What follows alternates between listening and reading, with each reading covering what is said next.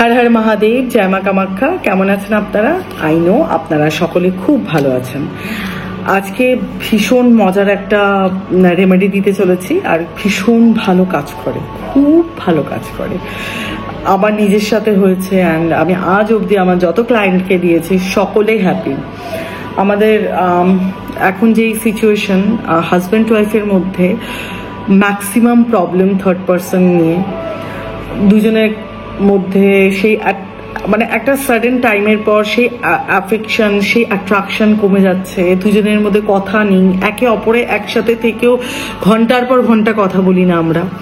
তো সেই সমস্ত সকল প্রবলেমের একটাই সলিউশন, গৌরী শঙ্করকে পুজো করা শুরু করে দিন।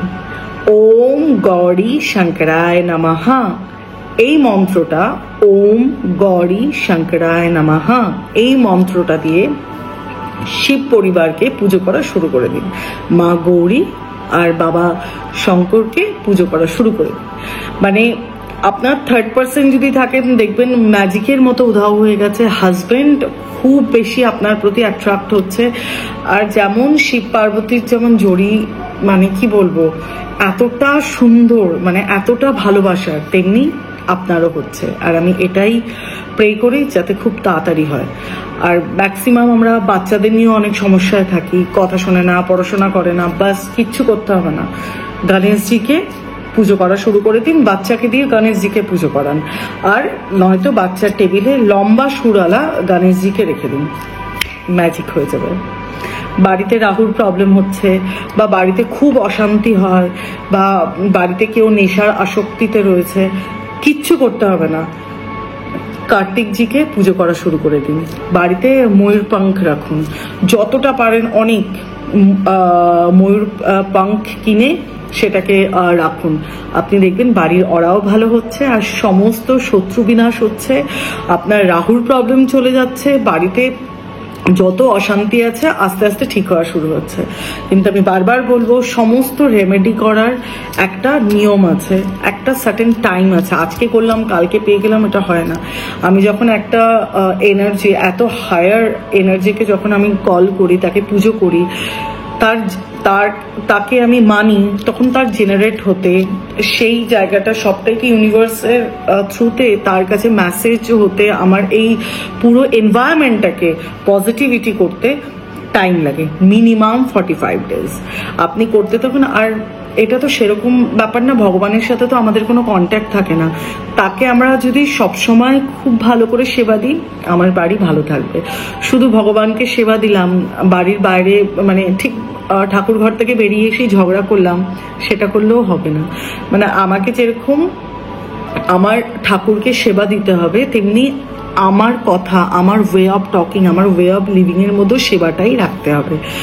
আর এখন এনভায়রনমেন্টে নেগেটিভিটির জন্য অনেক কিছু হয়, তার জন্য আমি বারবার বলছি কিছু জিনিস শিখে নিন, যেমন অরা লক করা, বাড়ির অরা লক করা, হোয়াইট শাওয়ার করানো। আমি তো বলছি সব কিছুর জন্য টাকা লাগে না, আপনারা আমাকে ফোন করুন, আসুন, আমি নিজে জুমে হোক, হোয়াটসঅ্যাপে হোক, অনলাইন হয়ে আমি একদিনে যতটা পারি শিখিয়ে দেবো। তারপর যত আপনাদের কোয়েশ্চেন আছে আমি তো আনসার দেবো, আমি তো আছি আনসার দিতে। করে দেখুন না, যদি না হয় দেন আপনি আসুন, এসে আমাকে বলুন, আমি তো 100% গ্যারান্টি নিয়ে বলছি, একবার করেই দেখুন না। আর আপনার লাইফে সমস্ত, মানে টাকা পয়সা সমস্ত কিছুর সলিউশন শিব পরিবারে আছেন। শিব পরিবারকে পুজো করা শুরু করুন। গৌরী শঙ্কর, আমাদের গণেশজি, আমাদের কার্তিকে পুজো করা শুরু করুন। নন্দী মহারাজজি কে পুজো করা শুরু করুন, আপনাদের সমস্ত প্রবলেম সলভ হয়ে যাবে। মহাদেবের মাথায় যে বাসুকি নাগ থাকেন, আপনার প্রচুর হিডেন শত্রু আছে, বা প্রচুর আপনার এনিমি আছে, যাদের আপনি জানেন, যারা আপনাকে অলওয়েজ প্রবলেম করছে, তার মাথায় মধু ঢালা শুরু করুন। ভালো করে সেই বাসুকি নাগকে মধু দিয়ে ভালো করে তাকে ইয়ে করুন, একটু ভালো করে তার মধ্যে মধু লাগান, তাকে ভালো করে ক্লিন করুন, অ্যান্ড শিবলিঙ্গের উপরে বসান, আর তাকে নমস্কার করে বলুন, হে বাসুকি নাগ, আমার লাইফে যত এনিমি আছে তাদেরকে আমার ফ্রেন্ড করে দিন, বা যত এনিমি আছে তাদেরকে আমার লাইফ থেকে দূরে করে দিন, যাতে তারা আমার লাইফে কোনো রকম না প্রবলেম করতে পারে।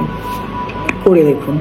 আমি বারবার করে বলছি, শিব পরিবারকে পুজো করা মানে আপনার মানে কি বলবো, নন্দী মহারাজজিকে ভালো করে গুড় খাওয়ালে বা তাকে গুড় ভোগ দিলে বা তাকে কিছু মিষ্টি বাতাসা, গুড়ের বাতাসা বা আপনার গুড়ের রসগোল্লা মানে গুড় জাতীয় জিনিস যদি তাকে দেওয়া হয় বা আপনার খুব ভালো বাহন হয়। মানে উনি তো বাহন, আর এখন আমাদের বাহন মানে গাড়ি, খুব ভালো গাড়ি বা আমাদের যদি কারোর কিছুর খুব মানে ফ্যাসিনেশন থাকে তো গাড়ি নিয়ে, সেটা কিন্তু খুব তাড়াতাড়ি হয়।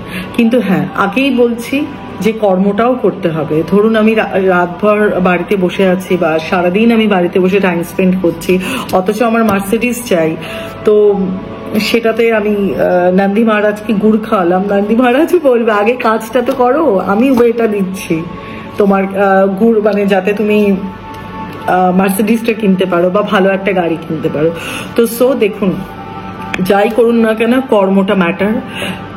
সব থেকে বড় হচ্ছে কর্ম। আমরা কি করি, আমাদের কর্মটা ছেড়ে আমরা পুজোর ঘরে থাকি বা আমরা পুজো করছি, সবকিছু করছি, টাইম চলে যাচ্ছে, কিন্তু আমার কাজের জায়গাটায় কাজটা পড়ে আছে। কর্মটা সব থেকে বড় ধর্ম। যে কর্ম করে সেই ধর্ম করে। আপনার যদি মনে হয় যে না আমি কাজ করতে করতে আমি পারছি না, আমার ভগবানকে আমি সেবা দিতে পারছি না, বিশ্বাস করুন ভগবান আমাদের কাছ থেকে কোনো কিছু চান না, দরকার নেই তার তো দরকার নেই। তাকে আমরা কি বা খেতে দেব, যিনি আমাদের চালাচ্ছেন, আমাদের খেতে দিচ্ছেন।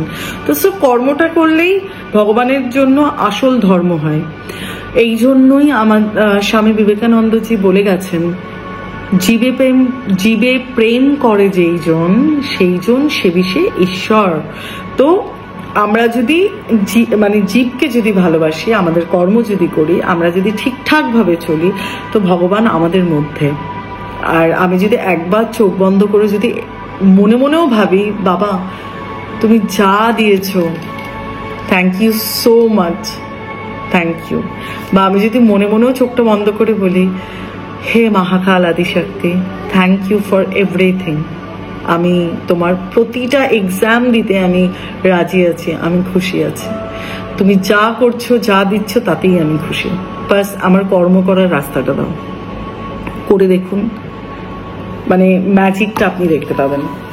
আমি তো বারবার করে চ্যালেঞ্জ নিয়ে বলছি আমাকে ভুল প্রুফ করে দিন, আমি মেনে নেব, বাট করে দেখুন। করতে তো বেশি কিছু লাগছে না, খরচা লাগছে না, বা আমাদের কোনো অ্যাসেট চলে যাচ্ছে না, করা উচিত। এখন যা এনভায়রনমেন্ট, এটা হচ্ছে কলিযুগ, তো কলিযুগে দাঁড়িয়ে স্পিরিচুয়ালিটিটা ভালো। আর কি অসুবিধা কোনো পজিটিভিটির মধ্যে থাকতে? তার জন্য তো আপনাকে কিছু ছাড়তে হচ্ছে না, প্লিজ করে দেখুন। আবার বলি, আমার একটাই স্লোগান থাকে, always be positive, think positive, act positive. খুব ভালো থাকবেন, সকলকে খুব ভালো রাখবেন। হর হর মহাদেব।